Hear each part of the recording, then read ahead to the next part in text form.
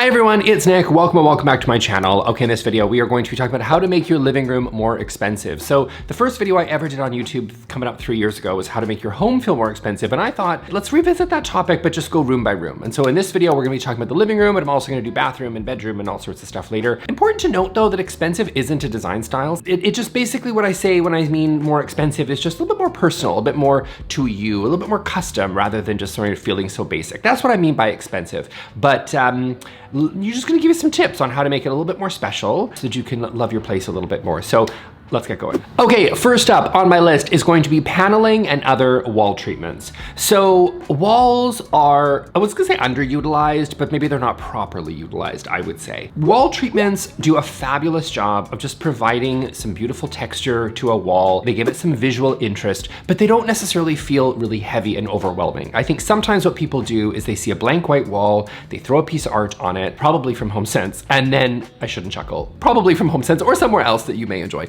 And then they go, okay, well that's it, I'm done, I filled the space. But wall treatments just make a place feel really tailored, and don't ever underestimate the importance of kind of your finishing carpentry. I think crown moldings, if you have high ceilings and you have a big, beautiful space, that might make sense. You don't necessarily need them though, but beautiful baseboards, panel moldings, chair rails, all sorts of really gorgeous moldings. Again, you know, if you paint them out to the same color, like I've done in my background here with the rest of the wall, it just sort of fades into the background, but it really helps your space sort of feel a little bit more custom. It gives it some texture on the wall, provides a little bit of shadow and just some visual interest. You can also then hang your art on top of moldings, and it just sort of kind of provides like a nice layered look. It's kind of like just like layering an outfit, you know, like you've kind of got multiple pieces and then you've got kind of your jewelry and you've got whatever, and it just sort of kind of really elevates your outfit and makes it feel a lot more interesting. The same is true with wall treatments. It typically just kind of fades into the background and provides a nice backdrop for the rest of the space. Now, wall coverings also work, like beautiful wallpapers you can use,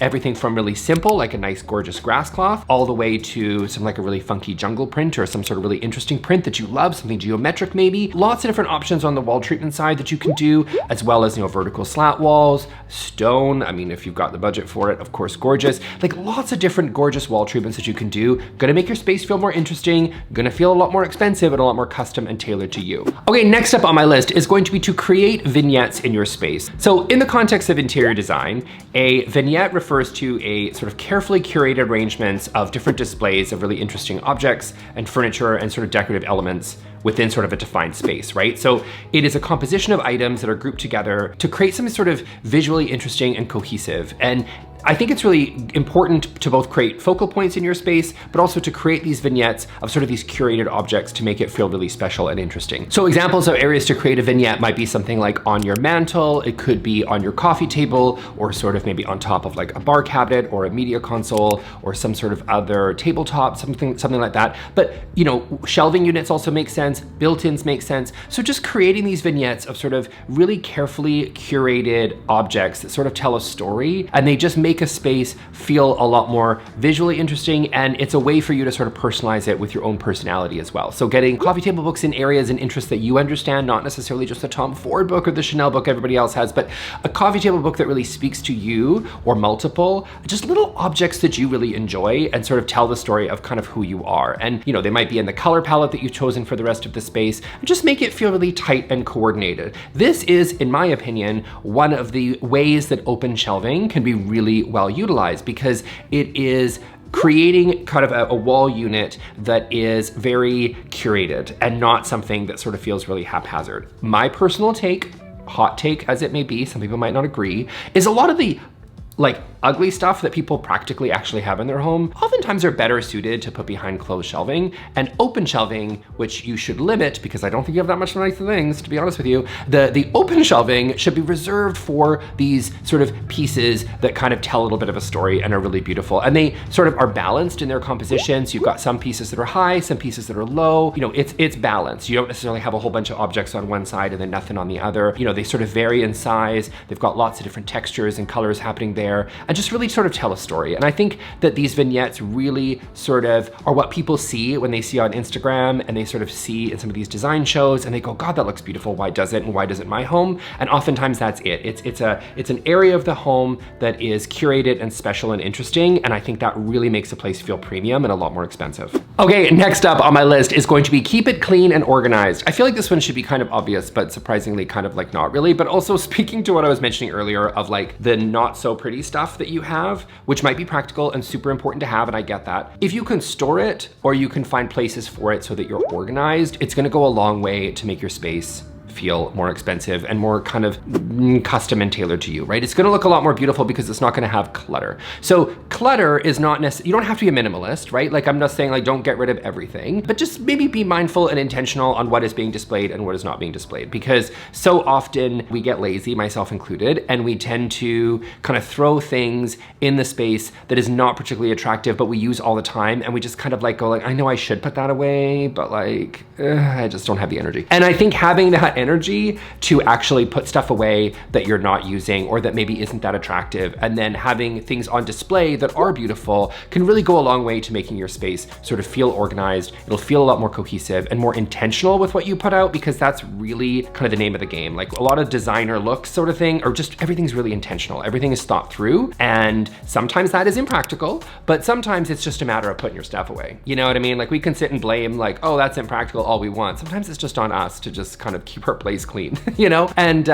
that is honestly a good starting point to make your place feel more organized and a lot more expensive too. So to me, something as simple as concealed storage, so baskets for things, closed door cabinetry, goes a long way towards being a little bit more practical. So keeping the stuff that's maybe not super attractive because you do need it realistically, because you don't live in an Architectural Digest magazine, but you're still able to maintain the rest of your space looking really beautiful. Okay, next up is going to be really unique items, personal items preferably. Now, again, I'm not gonna sit here and tell you that everything in my home is some completely like beautiful found piece that is not manufactured and found at like an IKEA. I'm not gonna tell you that. You're probably looking around my background right now being like, yeah, we know that's not. And that's fine. But like, that's not, because like, I don't know, that's not real for most people. But I would say that if you can find some pieces, just some, that just tell a little bit of a story and reflect sort of who you are. You know, if you're a vintage person, if you're an antique person, if you're a thrift shop person, go have at it. If, you know, you like to travel and you like to bring home souvenirs and you want to display that, go for it. If you're a photographer and you want to frame your own stuff, amateur photographer though you may be, and you want to like take some beautiful shots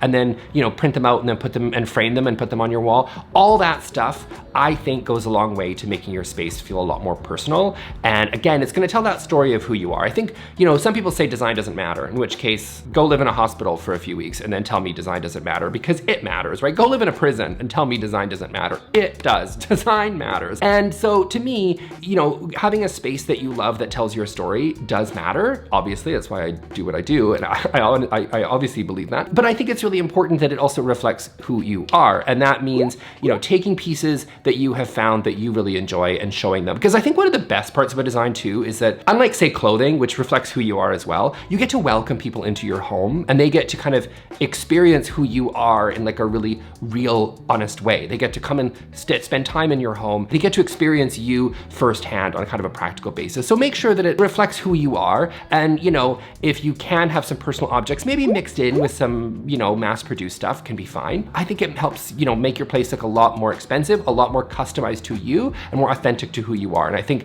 that goes a long way to making your space, in my view, feel really expensive. Okay, next up is going to be lighting. Upgrade your lighting. People underestimate lighting, and I feel like I do talk about lighting a lot on the channel, and for good reason, because lighting is very important. We tend to stress about like getting out the paint swatches to determine, do I go with Chantilly's or Simply White? The truth is, honestly, sometimes a lot of it just comes down to lighting. How lighting affects the rest of your space is massive. You can take a mediocre space and make it fantastic, in my view, by just simply swapping out some of the lighting. So when I'm talking lighting, I'm talking about a few things.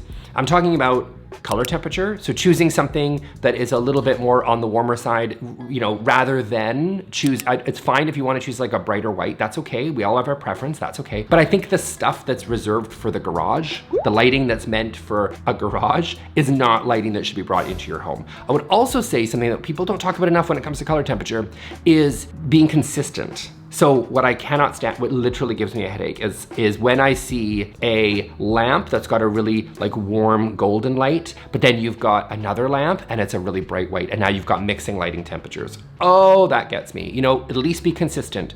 Get something, get bulbs, whether it's the Philips Hue or the whatever, or you just get a consistent lighting temperature and use that throughout the space. Find something that you like. I would veer less on the hospital lighting and more on the nice, warm, comfortable lighting. That's just my personal preference, but be consistent with your lighting temperature. Also, put things on dimmers. So yes, dimmers are really important because you can kind of set some ambience. You can kind of set the mood a little bit in your space, because oftentimes max brightness is not attractive for anybody, okay? It's just not. So I think going for something where you can dial back some of the brightness is gonna be huge. So putting things on dimmers is very, very important. Using ambient lighting, task lighting, and accent lighting, very, very important. So having the one light in the center of the room, probably not gonna be enough. You wanna make your space feel a lot more expensive, a lot more interesting, have a dynamic lighting plan where you got lots of different lighting types in necessarily, I mean, maybe not lots, like you don't need like 12, but like, you know, have a few different sources for light can really make a big difference. Also, if your space is really dark, maximize that natural light if you can. Natural light is fantastic, it's wonderful. If you can maximize it, I would in any way you can. So that means not covering it with these heavy drapery panels. If you already don't have a lot of lighting there, be very aware of how much lighting you have and also adjust accordingly to try to get as much of it as you can, because, well, natural lighting is beautiful, let's be honest. I would also say in terms of lighting, got a lot to say on the subject, I would say that choose interesting lighting. It literally lights up. You want to talk about a focal point in a room, there you go. Like, your lighting really makes a big difference. And I would say swapping out that tired old boob light that I have told you to swap out 10 times before, but you never actually did, time to do it, time to swap out the boob. It's not doing you any favors. Find something a little bit more interesting. And you don't have to spend a lot of money. This is an area, by the way, where I would say, yes, there's gorgeous designer lighting. You don't need to spend a lot of money on lighting. It can look a lot more expensive by just shopping for some beautiful lights. I can link some down in the description that I think are really beautiful. Semi-flush mounts, flush mounts, pendants, whatever, they're all fantastic. There's great ones at lots of different price points. This is an area you don't have to spend a lot of money, but it will make a big difference in making your space look more expensive. Okay, next up is going to be large scale art and mirrors. So I think that a lot of times the scale of art is off, and people like to choose really small pieces. Oftentimes, I think this is budget, and I get it. If you can DIY, go for it. Grab an old canvas from HomeGoods that's probably hideous, and then do it yourself and like paint over it. You know, there are things that you can do. A gallery wall might make more sense, but I would say that finding art, especially large scale art, if you can, really makes a space look a lot more premium and a lot more expensive, because when a place, an art piece looks a little bit too small, it just doesn't fit with the scale of the rest of the space, and it doesn't work. You need something that is going to fit the wall roughly that you're going to be working with. Again, if you can't afford a really big piece and you don't want to DIY because you don't have any talent like me, then I would say if you do want to go with a gallery wall, go for it. You can buy some Riba frames, you can buy some prints off of Etsy or Society6 or whatever. Find some interesting vintage movie posters or whatever you're into, and you can cluster them in an interesting, I actually did a video on gallery walls, go check that out. And you can actually cluster, but it's going to fill the space a little bit better than some dinky little art piece that's just going to be sitting in the corner. I get that it's cheaper, I understand, I get it. But it's just not really doing you any favors. And again, you know, if you want to go to some artist or an art gallery and you want to buy something super expensive and you're like, oh, this art is by, look at this amazing artist behind me, then you go for it. But if you don't have the budget for it, but you want to look the part, go with some really cool prints. There's cool prints that are out there. Photography is fantastic. Lots of different places that you can get great art that is not as mass produced, like it's not the Amsterdam photo from IKEA that we've all seen a bazillion times. It's a little bit more interesting than that, something a little bit more uniquely your own personality. That can be fantastic too. So gallery wall can help you cluster to sort of fill some space, but a large scale art piece is really going to make a big difference. I'll also say mirrors, same sort of category. Mirrors also have the advantage of opening up a space, which is awesome. If you have, say, a smaller room and you don't really know, you want to make it a little bit bigger, I would, put a large mirror there. You can lean it up against a wall. Absolutely gorgeous if you have the space for it. And this actually is an area where a HomeSense or whatever can actually make a lot of sense, going with a larger scale mirror. Just be careful not to point mirrors into each other, okay? Be mindful of that. No one wants to see the mirrors bounce back and forth. It's like I don't know, it's very Matrix. I don't like it. So I would say be careful of that, but other than that, large scale art, large scale mirrors makes your place look a lot more premium, trust me. Okay, next up is going to be make your living room more expensive. Scents and flowers.